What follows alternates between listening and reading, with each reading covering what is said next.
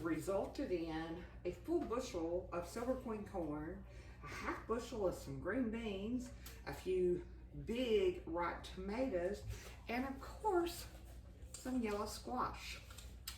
Now I am going to show you how I freeze my squash. There's two ways to do it, but they all start out this one way. Very simple. You take your squash, be sure and wash it really well, and then cut it up. You can cut it in rounds or you can dice it. However you normally cut your squash in your dishes, same way. There's no wrong way here at this stage. Take a pot of boiling water, and it needs to be boiling water, and we're going to blanch this squash for about a minute, 2 minutes. Okay, and then we're going to stick it back down immediately into an ice bath. Now, the reason why we are blanching, you can go ahead and just freeze it at this point, but the blanching process, it breaks down those enzymes and it keeps them intact that holds the flavor in. Okay, so that's what you want. You want the flavor to hold in, all right? If you go ahead and you just freeze at this point, it's fine. They're just not going to hold their flavor as well. You need a spider, okay? Obviously, or a slotted spoon, obviously, to get this out.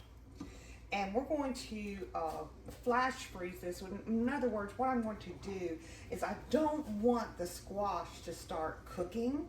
So I am just blanching it for a minute, 2 minutes, 3 minutes tops. 3 minutes tops. I usually do it to about 1.5 to 2. And then I'm going to immediately put it in an ice water bath.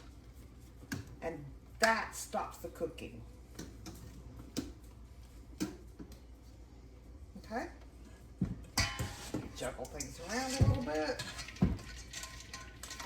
Put it in there immediately. Just put it in there.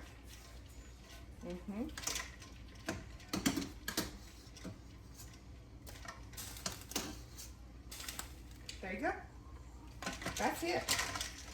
All right, the second method, as I was explaining, is you take a cookie sheet, put a parchment paper down on it, because once you take your vegetable out of the ice water bath here, it's still going to be retaining some water. Now you can automatically go ahead and put it in a Ziploc bag, a storage bag, if you like, but they're going to clump together. Nothing wrong with that. Nothing wrong with that at all. But if you don't want them to be stuck together, you can put them, like I've got here, on a cookie sheet. And as you see, I've got them just like next to each other. No big deal. And I am going to, once I get this sheet filled, I'll put it in the freezer, just like this, for about an hour until everything freezes. And then I'll take those frozen coins, or if you're doing chunks, however you're doing it, dice pieces, and put those in a freezer bag. That's it. That's it. Okay, here it is.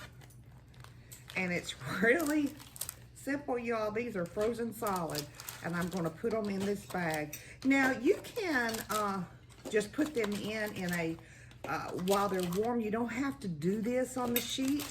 My mother never did this on a sheet. I don't recall her ever doing this on a sheet. But they will clump up into a mess, and then they'll thaw out okay once you start using them. So, but this is it. I've got them dated and marked, so I know exactly what it is and when I used them.